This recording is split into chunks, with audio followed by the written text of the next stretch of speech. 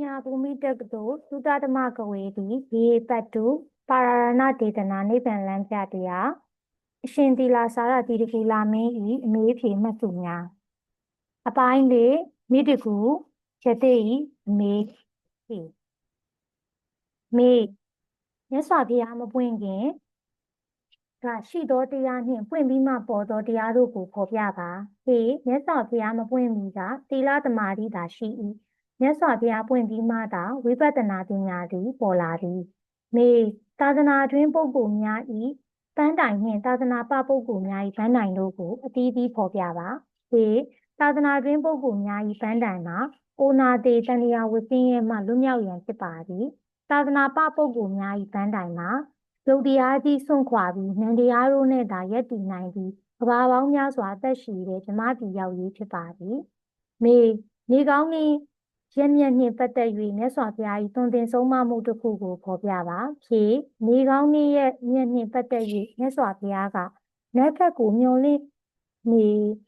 စောင့်စားနေတဲ့ပုဂ္ဂိုလ်ဟာကောင်းကျိုးချမ်းသာပြီးလွဲချော်တတ်ကုန်၏ကိုလိုချင်တဲ့ကိစ္စကိုဖြစ်ချင်တဲ့လုပ်ကိုလုပ်ပြီးတာဟာနတ်ခတ်ကောင်းဖြစ်၏ကောင်းကင်ဘောကနတ်ခတ်တွေကကိုယ့်ကိုဘာမှမလုပ်နိုင်မေ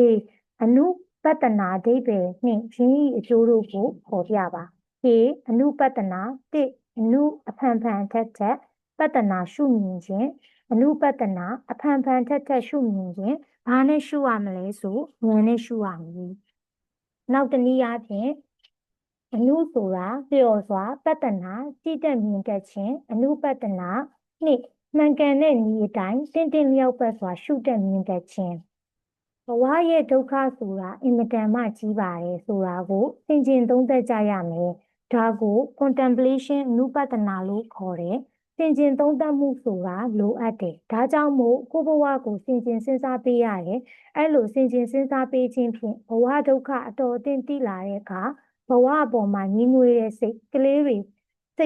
ပေါ်လာနိုင်တယ်အဲ့ဒီပေါ်လာတဲ့ညီးငွေတဲ့စိတ်ကလေးတွေဟာတဖြည်းဖြည်းနဲ့အားကောင်းလာရင်ကြီးမားတဲ့စည်းစိမ်ချမ်းသာတွေကိုပယ်စွန့်နိုင်တယ်လူဘဝရဲ့ဒုက္ခကိုနည်းနည်းမြင်ရကနေပြီးနောက်များများမြင်လာတယ်များများမြင်လာရကနေပြီးနောက်တဏှာဝဆင်းရဲကြီးကလွတ်နိုင်လောက်တဲ့ထိအောင်မြင်လာနိုင်တယ်မေဘဂဝါပုတ်ဤအတိပ္ပယ်ကိုအခွင့်ကိုဖော်ပြပါဟေဘဂဝါဆိုတာမြတ်စွာဘုရားလိုအဓိပ္ပာယ်ရတယ်တခါတရံတွင်လေးစားရသောပုဂ္ဂိုလ်အလွန်မြင့်မြတ်တဲ့ပုဂ္ဂိုလ်တွေကိုဘဂဝါလို့သုံးနှုန်းကြတယ်ရှင်မဟာဗုဒ္ဓဝါဒကဘဂဝါဆိုတဲ့စကားလုံးကိုဘဂဝါတိကုရုလို့ဖွင့်ဆိုတယ်ဘဂဝါဆိုတာကုရုကြီးလို့ခေါ်ကြတယ်မေမိတကူပြောသောမြတ်စွာဘုရား၏ဂုဏ်ကြီးနှစ်ခုကိုဖော်ပြပါဖြေမြတ်စွာဘုရားသည်ဝေဒကူအတိဉာဏ်၏လမ်းဆုံးရောက်သူအတိဉာဏ်ဖြင့်အရာရာကိုမြင်နိုင်စွမ်းရှိတဲ့သူမြတ်စွာဘုရားနှစ်ဘာဝိတတဘာဝိတအပေါင်းအတ္တလေးကျင့်ထားတဲ့စိတ်သက်ရှိတဲ့ပုဂ္ဂိုလ်မေမနေကရူပါအယဒုက္ခများကိုဖော်ပြပါဟေမနေကရူပါအယဒုက္ခများမှာယောဂဝေဒနာတွေဒီဒုက္ခအိုတာလဲဒုက္ခနာတာလဲဒုက္ခသေတာလဲဒုက္ခဆွေမျိုးတွေပျက်စီးတာလဲဒုက္ခငိုရတာလဲဒုက္ခကိုယ့်ရဲ့စီးပွားရေးစိတ်မအေးရတာလဲဒုက္ခတာရီသမီးပူပန်ရတာတွေဒုက္ခကိုဖြစ်ကြပါတယ်မေဓမ္မစကြာတုတ်လာဒုက္ခများကိုဖော်ပြပါဖြေဓမ္မစကြာတုတ်လာဒုက္ခများမှာအပိယေဟိတံပယောကောဒုက္ခမတွေ့ကျင်သူတွေနဲ့တွေ့နေရတာလဲဒုက္ခပိယေဟိဝိပယောကောဒုက္ခတွေ့ကျင်သူတွေနဲ့ခွဲခွာရတာလဲဒုက္ခတန်ခိတ်တေနပြင်စုပါဒနတ်ခန္ဓာဒုက္ခခန္ဓာကိုယ်ကြီးရထားတာလဲဒုက္ခမေလူတွေမှာခံစားနေရတဲ့ဒုက္ခများဘယ်ကစတင်လာပါသနည်းရှင်းပြပါဟေလူတွေမှာခံစားနေရသည့်ဒုက္ခများသည်ဥပရိကိုအခြေခံပြီးဖြစ်လာကြပါသည်မေဥပရိအဓိပ္ပာယ်နှင့်ဥပရိစေမျိုးကိုဖော်ပြပါဟေဥပရိဥပပေါင်းသည့်ဒုက္ခကိုဖြစ်စေတတ်တဲ့အရာတွေဒုက္ခရဲ့တရားအကြောင်းတရားတွေကိုဥပရိဟုခေါ်သည်တစ်တဏှာလိုချင်မှု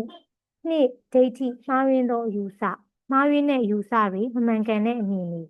သုံးကိလေသာစိတ်ကိုညှဉ်းညူးစေတတ်သောအရာများလေးကံကောင်းတာတွေမကောင်းတာတွေငါဒုစရိုက်မကောင်းတဲ့အလုပ်အပြောအကြံစီ6အာဟာရစေတနာဖတ်တဝိညာဏဂဗိကာယအာဟာရ၄ပါး 9ပဋိကဒေါသဖြစ်တာ10ပထဝီအာဘောတေဇောဝါယောဓာကြီး4ပါ9အစ္စတိကာယရဏ6ပါမျက်စိနာနာလျာကိုယ်စိတ်10ဝိညာဏကာယ6ပါမြင်သိစိတ်ကြားသိစိတ်နာမ်သိစိတ်လျှက်သိစိတ်ထိသိစိတ်တွေးသိစိတ်တို့ဖြစ်ကြပါသည်မေဥပရိ10ပါးကိုအချင်းချုပ်အားဖြင့်ရေးတွက်ပြပါဖြေအချင်းချုပ်အားဖြင့်ဥပရိအရာခန္ဓာကိလေသာကံ3ခုရှိပါသည်မေသဘင်ပထဝီကြောင့်ဒုက္ခရောက်ရပုံကိုရှင်းပြပါဖြေသဘင်သည်ပထဝီချက်ဖြစ်ပါသည်တာမန်ပုဂ္ဂိုလ်များသည်သဘင်ဖြူလာရင်စိတ်ဆင်းရဲကြ၏သဘင်တွေအများကြီးကျွရင်လည်းခေါင်းပြောင်ဖြစ်ရကစိတ်ဒုက္ခရောက်ကြရပါသည်မေဥပရိဖြစ်ရခြင်းအကြောင်းတရားကိုဖြေဆိုပါဖြေဥပရိဖြစ်ရခြင်းအကြောင်းတရားမှာအဝိဇ္ဇာဖြစ်ပါသည်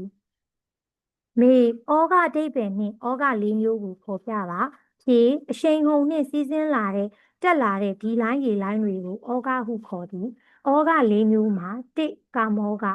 နှစ်သက်စရာအာယုန်တွေကိုလိုချင်တဲ့လောဘ2ဒိဋ္ဌောကမတူကွဲပြားတဲ့အယူဆပေါ်မှာငါမှန်သူမှားယူဆမှု3ဘဝကဘဝပေါ်တွေ့တာမှုတရားချင်းလို့ပြမပြီးရောက်မယ်4အဝိဇ္ဇောကမတိမှုတို့ဖြစ်ကြပါသည်မေဩဃဆိုသည့်ဒီလိုင်းတွေကိုဘယ်လိုလုပ်ဖြတ်မလဲရှင်းပြပါဖြေ1ပြစ္ဆုတ်ပန်တိတ်နာဂတ်ခန္ဓာတို့ကိုနေတံမငါဟာလည်းမဟုတ်ဘူးနေသောဟမတ်မီငါဖြစ်တာလည်းမဟုတ်ဘူးနမေသောအတ္တငါရဲ့အတ္တလည်းမဟုတ်ဘူးတနည်းအားဖြင့်နေဆအနတ်ဒုက္ခအနတ္တအနေဖြင့်မြင်အောင်ကျင့်ကြံကြိုးကြိုးစားအားထုတ်ရမည်2ရင်းတို့ရှုမြင်အားထုတ်ခြင်းဖြင့်တွေ့တာမှုတဏငါအလိုတိုင်းဖြစ်သည်ဆိုသည့်ဒိဋ္ဌိကံတရားနှင့်ရာဂစတဲ့ဒုက္ခပေးတတ်တဲ့ကိလေသာတွေလုံးဝကင်းသွားမည်ဖြစ်သည်3ထိုပုဂ္ဂိုလ်သည်ဩဃနှင့်အိုခြင်းနာခြင်းတေခြင်းဆိုတဲ့ဘေးဒုက္ခတွေကိုလုံးဝကျော်လွှားသွားနိုင်မည်ဖြစ်ပါသည်